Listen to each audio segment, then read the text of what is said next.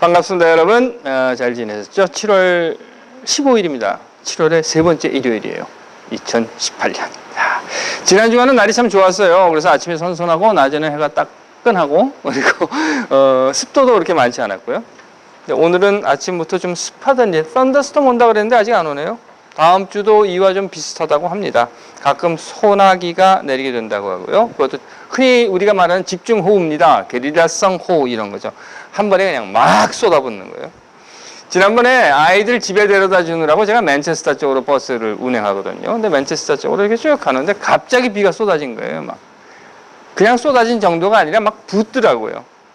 그러니까 와이프를 막 이러면서 가는데 옆에 차가 하나 이렇게 오는데 보니까 집이에요. 근데 캐노피를 다 젖히고 날이 좋았단 말이에요. 그러니까 이 친구가 집에서 나올 때 캐노피를 다 걷어넣고 그리고 나온 거예요. 근데 오다가 비가 쏟아지는 걸 내가 보면서 아유 어디 가지 좀 피했다 가지 싶은데 뭐 옆으로 가는데 보니까 뭐 자동차고 운전자고 그냥 쫄딱 젖어가지고 가더라고요. 에이구 참 그런 걸 보면서 글쎄 소나기가 오면 좀 피해가면 어떨까 하는 생각을 했습니다. 하지만 말이요, 우리가 흔히 이런 얘기를 해요. 소나기 피해가는 것이 상책이다 라고 하는 말을 한다 하더라도 그냥 무조건 상책은 아닐 것 같아요. 왜냐하면 소나기가 아니라 천둥 번개가 친다 하더라도 그에 멈추지 말고 가야 하는 때가 있기 때문인 거죠.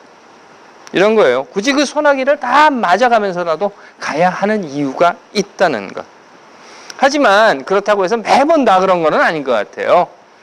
그러니까 소나기가 막 쏟아지면 한번 생각해 보십시오. 내가 이 소나기를 다 맞으면서 달려가야 할 이유가, 가치가 있는가 하는 거죠.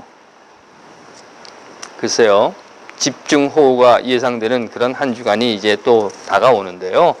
또 그런 계절이기도 하고요. 한번 잘 판단해 보십시오. 하지만 웬만하면 비 맞고 다니지 마세요. 비 오면 좀 피해 다니시는 것, 그것 또한 방책인 것은 사실입니다. 기도할게요. 하나님, 우리 삶에 때론 소나기가 내릴 때도 있습니다. 피해갈 수 있는 지혜와 함께 반드시 가야 하는 길이라면 뚫고 갈 수 있는 용기와 믿음도 허락하여 주시옵소서. 아멘. 저는 매년 집 뒤뜰에요 야채를 심습니다. 처음 이곳으로 이사를 와서는 뭐 토마토, 상추, 뭐 고추 이런 거 심었어요. 그런데 여러분들 잘 아시는 대로 사슴들이 와서 다 따먹습니다. 고추도 따먹어요. 걔네들 매운 것도 잘 먹더라고요. 고추까지 다 따먹어버렸어요. 결국 몇 년간의 실패 끝에 이제는 깻잎하고 오이만 심어요. 그 이유는 사슴들이 깻잎하고 오이는 안 건드리기 때문에 그렇습니다. 그런데 심어보신 분들은 아시겠지만 어떤 때는 잘 되고 어떤 때는 안 되고 막 이래요. 어떨 때는 벌레 먹어서 뭐 건지는 거 하나도 없고 이런 때도 있습니다. 몇 년 전에는 오이가 잘 됐어요. 그런데 작년에 오이가 영 신통치 않았거든요. 그래서 금년에는 오이를 좀 잘해봐야 되겠다. 그래서 미리 막 비료도 주고 땅도 갈고 막 이렇게 해놨습니다. 그리고 난 다음에 오이 모종을 샀어요. 사다가 잘 뭐 물도 주고 해가지고 심어놨습니다. 그런데요, 이게 점점 자라면서 꽃이 피기 시작하는데 오이꽃이라고 하는 건 이렇게 작거든요. 요만해요. 근데 얘는 꽃이 큰 거예요, 이렇게. 그리고 오이 모종은 그렇게 노랗지 않은데 얘는 노란 꽃이 이렇게 피는 거예요. 아니 도대체 이게 뭔가. 그리고 며칠을 두고 봤더니 호박이에요. 그러니까 오이 모종이라고 해서 사왔는데 오이 모종이 아니라 호박 모종이었던 거예요. 글쎄요, 덕분에 금년에 애호박은 실컷 먹겠구나 하고 생각을 했는데 혹시 합니까? 많이 달리면 제가 여러분들께도 좀 갖다 드릴게요. 하긴 뭐 파는 사람도 몰랐으니 뭐 제가 그걸 어떻게 알았겠습니까? 파는 사람이 이거 오이예요. 그리고 나한테 팔았으니까 나는 오이인 줄 알고 가서 사가지고 와서 심었는데 심어놓고 보니까 이게 호박인 거예요. 모종에서는 오이하고 호박이 구분이 안 되더라고요.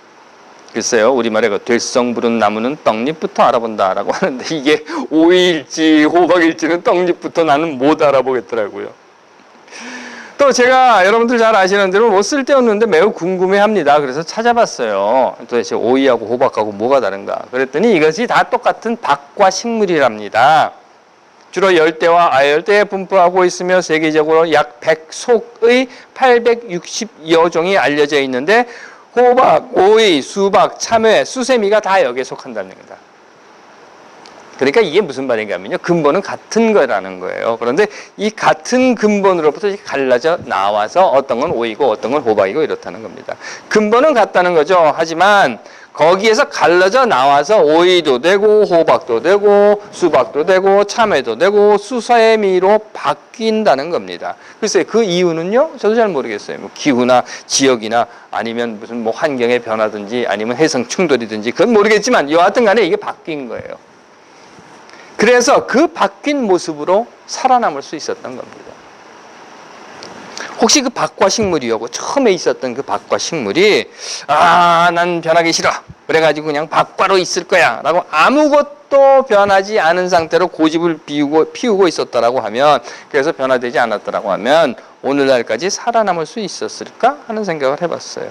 오늘의 변화된 모습, 즉 호박이든 오이든 수박으로 살아남을 수 있었을까 하는 겁니다. 변했습니다. 그래서 그것들은 오늘 변화된 모습으로 우리 앞에 나타나 살아남아 있는 거죠. 아시는 대로 세상 모든 것은 변합니다. 날씨도 변하고 음식도 변하고 우리가 입고 다니는 옷도 변합니다. 해서 여러분들 혹시 그 대학 1학년 때 찍은 사진 갖고 계신 분 보시면 이렇게 그때는 1학년 탁 입학해서는 아주 멋있게 쫙 이렇게 하고 사진을 찍었는데 지금 이렇게 딱 보면 아이고 촌스러워 하는 생각이 드시기도 할 거예요. 왜냐하면 이게 바뀌었기 때문에 그런 거예요. 변화됐기 때문에. 하지만 단순히 옷이나 신발 유행이 바뀐다고 하는 것 그거는요 뭐 넌 바뀌든 말든 나는 그대로 입고 산다. 내 좋은 대로 산다 라고 살 수 있을 겁니다. 하긴 요즘도 컴퓨터라든가 뭐 전기 전화 이런 거 안 쓰고 자동차 안 타고 다니는 사람들도 있어요. 하지만 그 사람들이 자기들의 사는 방식을 유지하며 그대로 살 수 있다고 하는 것은 그런 방식으로 사는 사람들끼리 이렇게 공동체를 형성하고 살기 때문에 그래요. 그러니까 거기 들어가면 다 똑같이 그렇게 살아요. 그러니까 변하지 않고 살 수 있다는 겁니다. 하지만 그 공동체라고 하는 울타리를 벗어나서 세상과 어울려 사는 사람들에게 있어서는요. 변하지 않으면 못 살아요. 세상의 요구라고 하는 것에 따라서 바뀌어야 합니다. 변해야 한다고 하는 거예요. 그렇지 못하면 결국 이 사회 속에 함께 어울려 살지 못한다는 겁니다. 한번 상상해 보십시오, 여러분. 난 자동차 타기 싫어. 난 마차 타고 다닐 거야. 그리고 나는 무조건 마차만 타고 다닐 거야. 하고 마차를 끌고 I-84 고속도로에서 딸그락 거리고 다닌다면 어떻게 되겠습니까? 예수는요, 마태복음에서 산상설교라고 하는 것을 하는데 그 산상설교에 이런 이야기를 해요. 옛사람들이 말한 바 살인하지 말라. 누구든지 살인하면 심판을 받게 되리라 하였다는 것을 너희가 들었다. 옛사람들이라고 하는 건 이 계명입니다.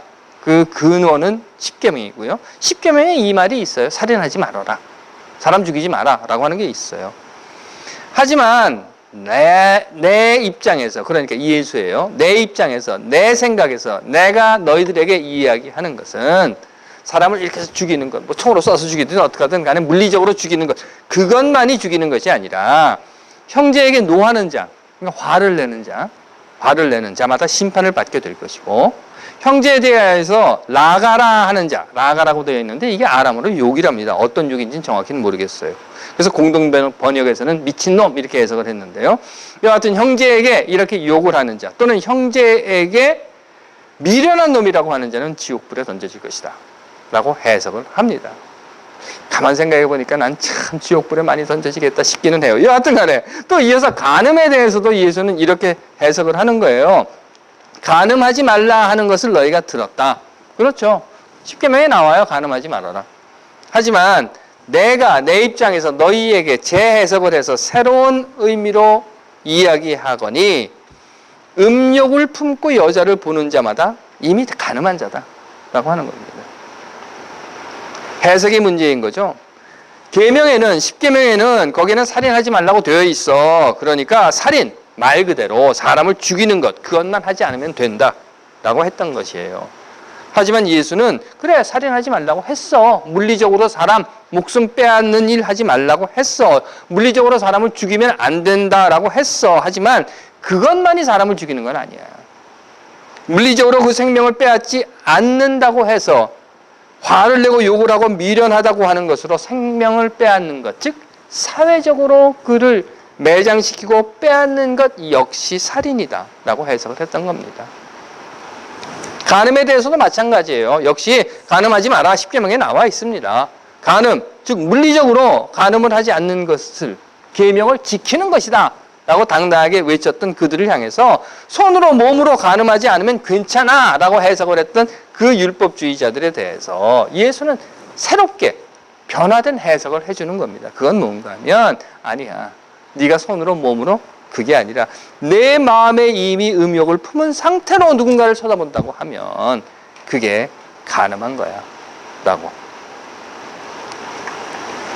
예수의 이야기는 이런 것이었어요. 근본은 있습니다. 근본은 십계명이라고 하는 것이 있어요. 하지만 그 십계명에 대한 해석이 바뀌어야 한다는 거예요. 그리고 예수는 그렇게 해석을 바꾸었습니다.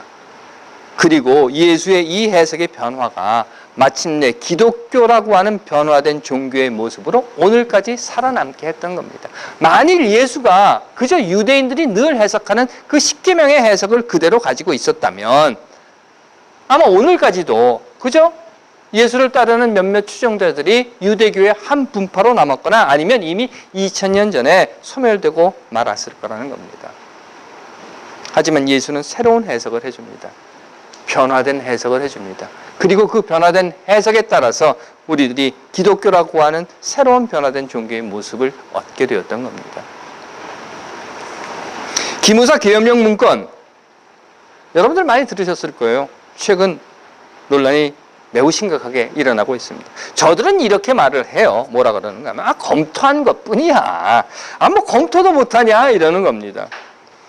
물론 지금 이제 독립수사단이 만들어져서 수사에 들어갔다고 하니까 결과를 알아봐야 하겠지만 사실 이 기관이라고 하는 것은요, 기무사라고 하는 것은 예전에 방첩부대 또는 뭐 특무부대 이승만 때 이야기예요. 그리고 박정희로부터 시작해서 보안사, 기무사 이렇게 계속해서 이름을 바꿔온 기관입니다. 하지만 이름은 바꿨는데 저들은 바뀌지 않았어요. 그 조직도 바뀌지 않았고 그들의 사고도 바뀌지 않았습니다. 전두환, 아니 이승만, 박정희 시대부터 결코 한치도 변하지 않은 겁니다. 바뀌지 않았습니다. 그 결과가 뭡니까? 계엄령 가지고 만지작거리고 있는 거예요. 자유한국당이요, 때만 되면 무릎 꿇고 머리 조아리고 머리끝부터 발끝까지 싹 바꾸겠습니다. 맨날 이거 하잖아요. 그리고 팻말 들고 서 있고 얼마 전에 보니까 또 이거 간판 띄워가지고 다른 데로 가지고 가더라고요. 예전에 박근혜가 했던 것처럼. 하지만 바뀌지 않았습니다. 2018년 촛불혁명으로 민주정부가 세워진 오늘까지도 바뀌지 않은 거예요. 스스로 바뀌지 않으면 폭망한다 하면서도 지금 폭망의 수순을 계속 밟아가고 있습니다. 왜? 바뀌지 않기 때문에 그런 거예요. 대한항공 갑질? 아시아나항공 그 동영상 보셨어요? 회장님을 만나는 날 나는 가슴이 두근거리고 장미꽃 아이고 참. 누가 그 짓을 시킵니까? 그 직원들이 자발적으로 해요? 아니죠. 그 중간에 있는 어떤 간부들이 시키는 거예요. 바뀌지 않아서 그렇습니다. 그러면 망합니다. 그런데 그걸 모르는 거예요. 사법부 양승태, 대법원이라고 불리는 그 집단들 역시 바뀌지 않았습니다. 박정희 시대의 민복기 인혁당 사법살인의 시대로 박근혜 시대에 그냥 그 생각을 하고 있는 거예요.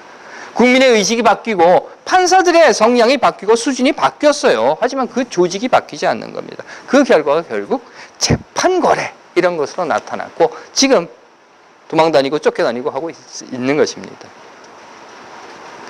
하나님께서 사랑하시는 여러분, 인류 역사는요 수없이 많은 변화를 겪으면서 살아남았어요.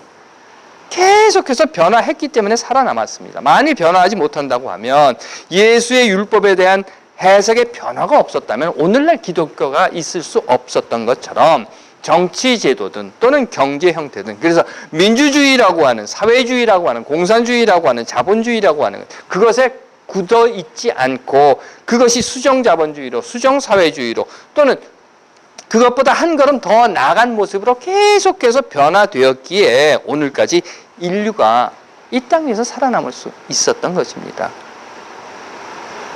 그렇다면 우리들은 어떻습니까? 사실 저는 이 설교를 준비하면서 제 스스로부터 돌아보게 됐어요. 과연 나는 이 시대의 요구와 이 시대의 요구를 창출해내는 민중들의 의식에 부합하도록 변화되어 가고 있는가 하는 겁니다. 간단히 말씀드려서 오늘 이 사회의 수준에 내가 맞춰져 가고 있는가? 아니, 오늘 이 사회가 요구하는 수준에 따라 내가 변화되고 있는가 하는 겁니다. 아니면 아직도 예전에 흔히 말하는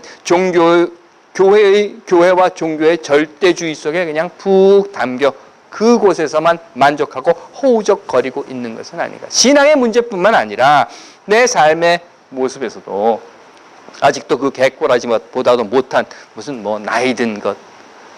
예전에 그렇지 않아요? 한국에서 그런 말들 많이 하잖아요. 막 말다툼 하다가 보면 민증까 누가 나이가 많은가 이런 거. 그것이 무엇 그렇게 자랑이라고 말이죠. 혹시 그런 권위의식 속에 나도 지금 빠져 있는 것은 아닌가 하고 돌아보게 되었다는 겁니다. 이미 말씀드렸습니다. 밥과 식물에서 오이와 호박으로 변화되었을 때 오이가 오이로 호박이 호박으로 살아남을 수 있었던 것처럼 우리도 변화해야 살아남을 수 있습니다. 가정에서, 직장에서, 또는 학교에서, 사회에서, 모든 관계 속에서, 아내와 남편의 관계 속에서, 부모와 자녀의 관계 속에서, 또는 세상과 나와의 관계 속에서 변하지 않으면 우리는 분명히 도태되고 그리고 퇴출되고 맙니다. 하나님께서 사랑하시는 여러분, 우리는 오늘 무엇이 바뀌어야 할지, 우리의 삶의 한 부분 아니 우리의 삶의 모든 순간순간, 아니 우리가 발 딛고 세상을 살아가는 그 걸음 속에서 무엇이 바뀌어야 할지 다시 한번 생각해 보시는 그런 한 주간이 되시기를 간절히 바랍니다. 기도하겠습니다. 하나님, 오늘 우리에게 들려주신 말씀을 되짚어 봅니다. 우리의 변화를 위한 것이라면, 진정 우리가 변화하기 위한 것이라면 비록 소나기가 쏟아진다 하여도 피해가지 않게 하옵소서. 아멘.